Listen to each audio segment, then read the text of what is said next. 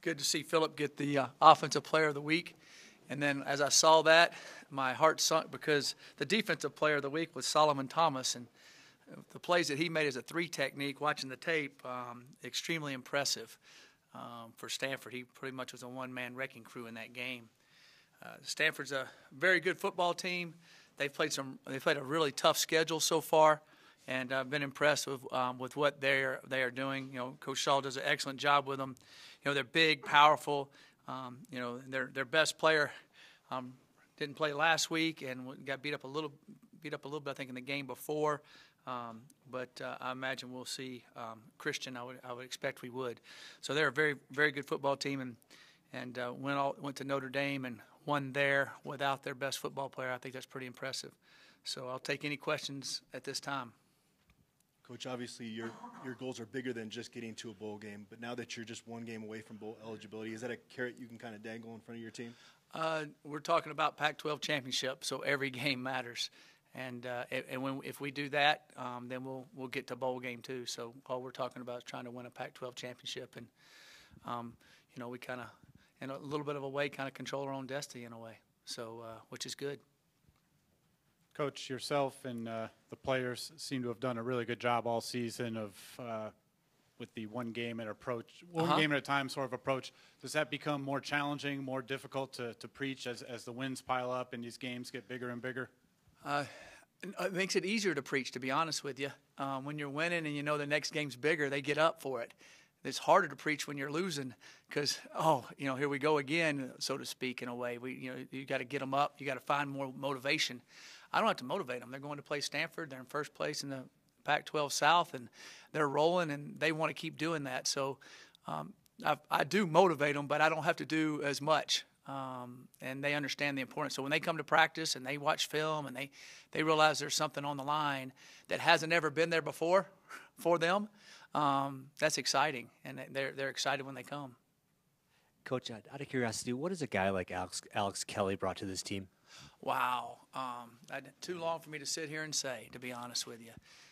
Alex is he's a legacy, okay, and that's extremely important.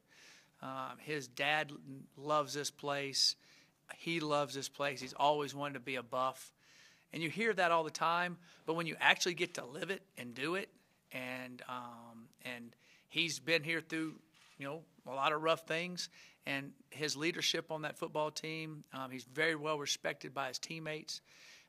He's really respected by the offensive linemen because he runs the show, and he's done an excellent job with us this year.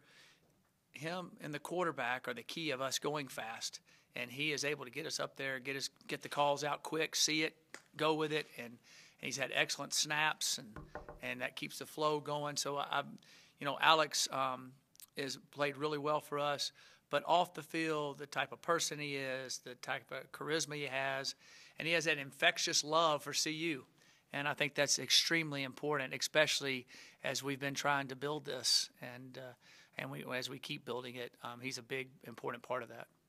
Coach, Sefo is having his best year and just came out that he was leading the country in adjusted completion percentage. But can you kind of just talk about who he is and maybe evaluate him compared to some other quarterbacks you've coached in the past and what qualities that he really has?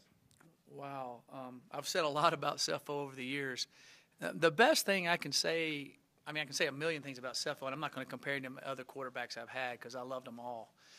And they all had different qualities. But Sefo would be the toughest.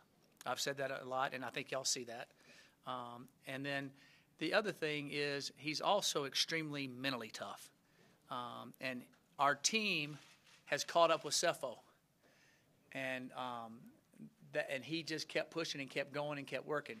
Yeah, he had some mistakes here and there. But now that we've got a really good football team all around him, now you can really see how good he is. And I think that's a mark of a person that he never gave up. He always had confidence. He didn't have a cocky confidence. He had a quiet, what I call humble confidence, which is the best to have. And he's done that, and the team has followed him. Mike, when you and Darren and Brian all got together and started talking about the offense this year and building what you guys did, what did that process look like? What were the meetings like, and how kind of long did it take to formulate what you guys wanted to see out on the field? Well, I sat down with them and told them what I was looking for and understanding, and I wanted to mesh a couple things, and I wanted to tweak some of the things we were doing and still utilize a lot, because I didn't want it to be a whole terminology change, in which there was a little bit of terminology change, but I wanted it to be something that was similar to what we were doing, but I guess the best word is to go from make it more extraordinary. It was, keep the ordinary things we had, and then add a little extra to it without blowing the whole thing up. And that way I thought that our team would have experience, they would understand, we could communicate better, we could function better. Really, a couple of the things that really helped us is how we practice. Y'all have heard me say that a lot. I knew exactly how I wanted to basically practice on defense. I had an idea on offense, but then I started realizing we need to be a little bit more efficient. I wanted to play a little bit faster than we were and have to be able to do that, and then be able to execute a little bit better. And so we changed up a little bit how we practice, and Chev brought in some great ideas that they did at Texas Tech with the efficiency part of practice and execution, and we combined all of that. And then those two guys have worked together. It's always evolving. And then, Clayton Adams has done an excellent job, because the offensive line has got to be on the right page. It doesn't matter what everybody else does. And so he's done an excellent job meshing all that together. So that's been good. And Darian Hagan's done an excellent job with the running backs. And Coach Bernardi's done a great job with our tight ends, because now we're moving them more and putting them in the backfield, and that takes a lot of other expertise you got to work with. So it was all of those guys working together. But our first couple meetings was, this is what I envision. Now y'all mesh it out. And then I came back with them. Here's what we're seeing. I said, okay, that's good. That's good. Okay, what about this? And then we've just kept evolving from there. And then just to follow up on that, Philip talked about how part of the process, once you guys realized how much faster you wanted to go, was the conditioning aspect of summer. What were kind of the guidelines or suggestions you guys gave them for the summer when you weren't able to be around them in terms of getting in shape? Well, the spring practice helped them a little bit with some of the things that we were doing to help us play a little bit faster. And then Coach Wilson did a great job of our conditioning for that. And then as they practiced, and then really when we got into summer camp, we were really able to infiltrate that in the way we practiced and the way we did our team periods and the way we did our individual periods and our group periods. The way we handled that was all predicated on tempo. Mike, playing Stanford is obviously a unique challenge in this conference, because they kind of play football differently than most of the other teams. You talked about your team's mental toughness finally catching up with Sefo. I mean, that's what Stanford sort of built itself on, toughness, mental and physical toughness. So talk about the challenge of playing them and where you see this team at as a team getting ready to face that challenge. Yeah, they were physically tougher than we were out there last year. We played them hard for a while, and it kind of got away from us right at the end of the half. And so we have to be more physical than we were last year. We are a more physical team now. Exactly what you said, mentally tough. We have to go in there and do that, and stand toe to toe with them. And we can't just stand toe to toe. We have to excel what they do, surpass what they do, to be able to win the football game.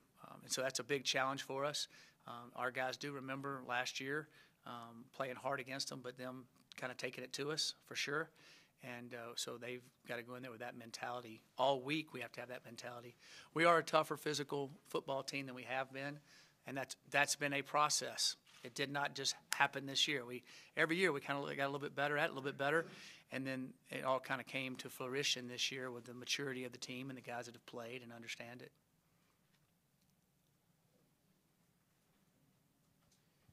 Coach, the player development in this program, that was one of the things that Todd Graham noted after the game on Saturday, was that the player development, it was the same guys. How crucial is it for this program that you continue to have that year in and year out? Well, it's extremely critical. When you come to the program, when we came here, you're going to have to develop it. We recruited extremely hard, and we recruited some really good football players that you can see now. But when we signed them, everybody's going, who are those guys? And they had to get a little bit bigger, and they had to get a little bit stronger, and they had to play. So how we were with them every day in every facet is how you develop and build a program. Now we're fortunate. We're signing some guys that are a little bit more developed down the road. But you still have to do the same process, just the process should go a little quicker. And hopefully you won't have to play as many young guys all at one time. You're just putting them in there at different places. And then when you do that, you're reloading. You're not, totally rebuilding a program. And we shouldn't ever have to rebuild. We should just have to reload.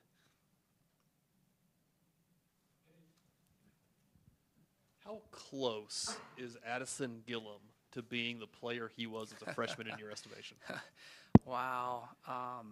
He is right there. He's right there now.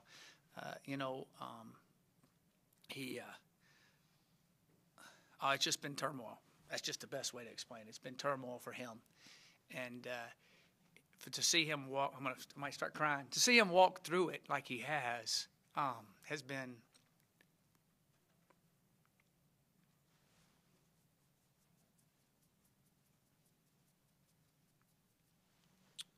pretty inspirational, to say the least. And the way he's played these last few games, when he hit Manny, I said, ooh, and then at the same time I'm going, I hope Manny's not hurt. I really did say that in my mind. And now that he's 230-something and he can run like he could before, and he has that smile on his face, and I always tease him about his hair flowing, but I love seeing that hair flow when he runs. And it's just been awesome. And the kids have rallied around him because they realize what he is, and they've seen him fight through all those things, and it's been really awesome. And it's been a great life lesson, not only for him, but for me. It's been a great life lesson for our team. And I just hope and pray that he stays healthy and keeps playing, because it's a lot of fun to watch him play, and he gets pure joy out of it. And so do I. As a follow-up to that, how is he better than he was as a freshman? He is so much bigger.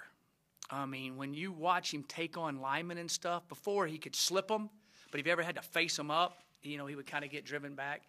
And also when he hits the running back doesn't fall forward. He falls the other way. And he's able to make his impression. He could make all the tackles and run by people, but he would tackle them. Now he's hitting them. And there's a difference. There's a little bit of an intimidation factor there. So that's his power is better. He's the same guy, but now he has more power. Is a game like Stanford sort of tailor-made for that middle line? Yeah, I think it's going to be a great game for him. I hope so. I mean, I think he'll play well, and he should be very physical there and be able to do that. Mike, I got a question about recruiting, and I know you can't speak about Yeah. specific kids. Right. But your guys' situation here they call it the rise here at Colorado. And I think most of the schools that you recruit against have probably, to some degree, already risen. Yeah. They've arrived. Yeah, everyone wants to get better, but they've been to bowl games. They've maybe won some championships here and there.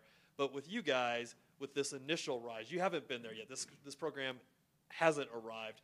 Is that a powerful message that you use on the recruiting trail? And does that resonate with young kids? Because I would think they want to be part of something special, and this is unique. Right. There's a lot of different things you talk to about young people and their parents about our program, and it boils down to what our whole value system is the first and foremost thing we talk about. And then the football program, of where it's headed, they see it, they feel it, they understand it, is extremely important.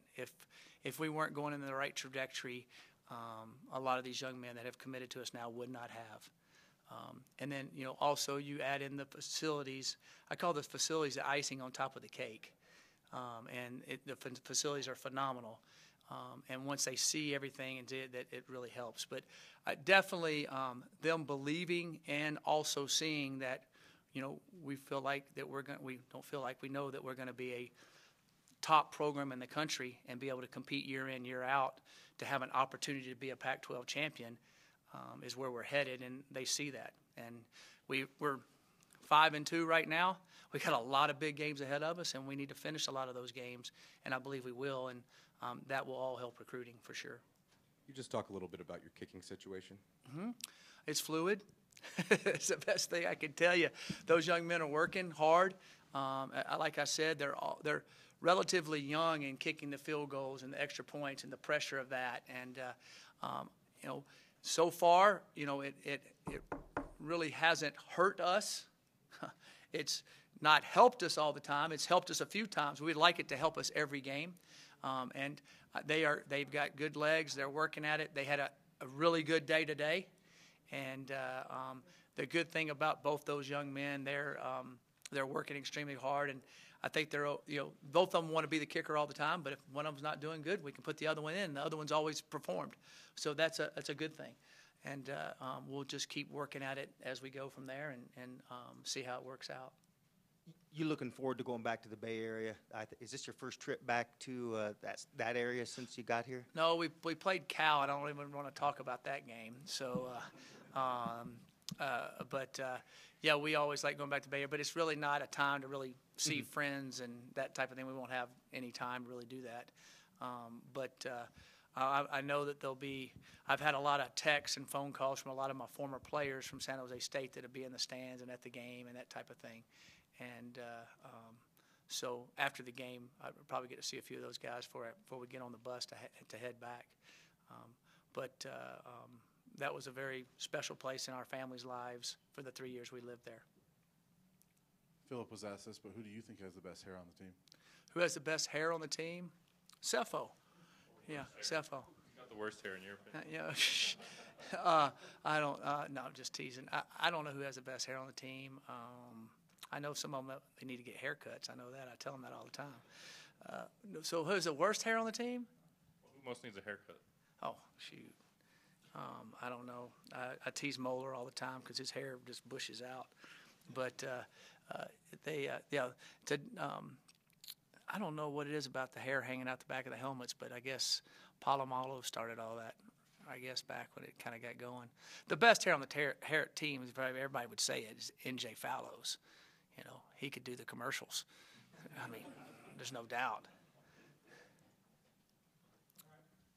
All right, thank you.